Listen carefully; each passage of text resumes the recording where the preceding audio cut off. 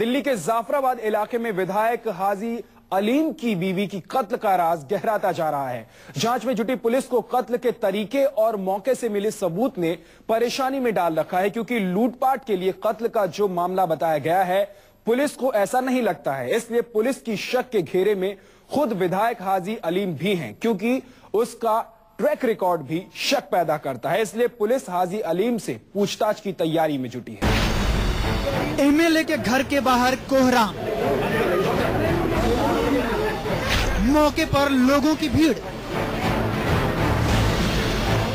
और जांच में जुटी पुलिस। मंगलवार की रात दिल्ली के न्यू जाफराबाद इलाके के इस मकान में कत्ल हुआ। कत्ल भी एक एमएलए की बीवी का। एमएलए हाजी अलीम की बीवी रेहाना को कातिलों ने बड़ी ही बेरहमी से मौत के घाट उतारा।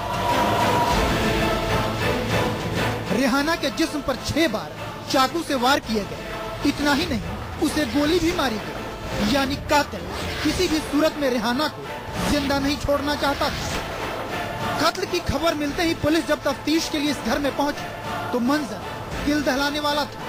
रेहाना की लाश खून से लथपथ होकर जमीन पर पड़ी थी और कमरे में चारों ओर खून ही खून पसरा था। करीब 9:30 बजे सुबह इत्तला आई थी कि यहाँ पर मर्डर हुआ है।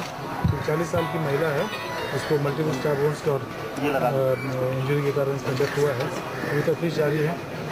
उनके परिवार के काफी मेंबर्स बुलंदशहर में रहते हैं, उन सबसे बातचीत अभी चल रही है। रेहाना के पड़ोसियों को भी इस वारदात की खबर मंगलवार की सुबह करीब 9 बजे लगी, जब उन्होंने उसके घर का दरवाजा खुला पाया।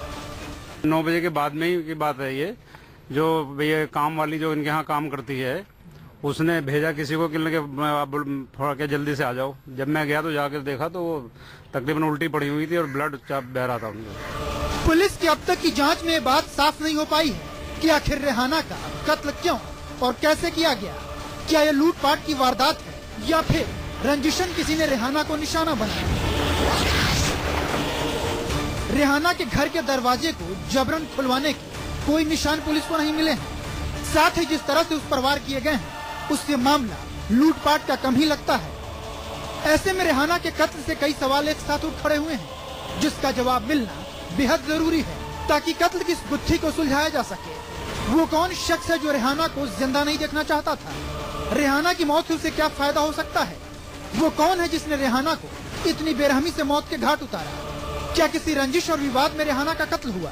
क्या रेहाना के कत्ल की सुपारी दी गई थी।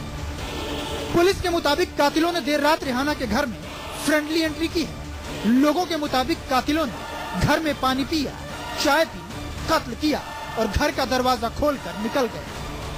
तो जानकारी ये है कि अभी जब उनकी जो नौकरानी है उससे पता चला कि वो गेट खोला, उसने कह रही भाई यहाँ कुछ हो गया। फौरन हमने जो यहाँ के RWA के चेयरमैन है उनसे हमने कहा भी 100 नंबर को फोन कीजिए फौरन, आप किसी चीज को हाथ न करें।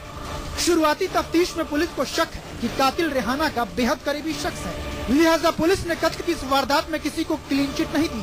पुलिस के शक के दायरे में रेहाना का पति हाजी अलीम भी है। विधायक हाजी अलीम का पुराना आपराधिक रिकॉर्ड देखते हुए पुलिस उससे पूछताछ की तैयारी कर रही है। जितेंद्र शर्मा के साथ मोहित मल्होत्रा, दिल्ली, न्यूज 24।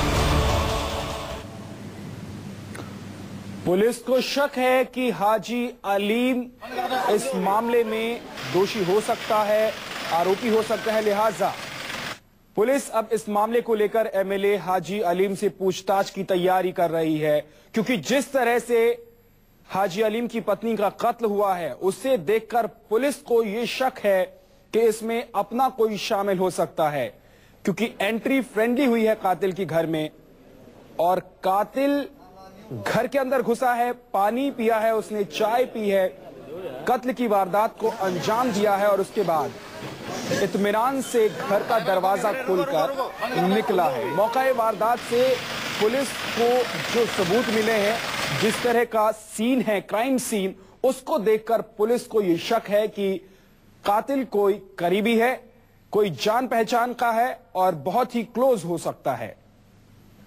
इस मामले में अब पुलिस एमएलए हाजी अलीम से भी पूछताछ की तैयारी कर रही है।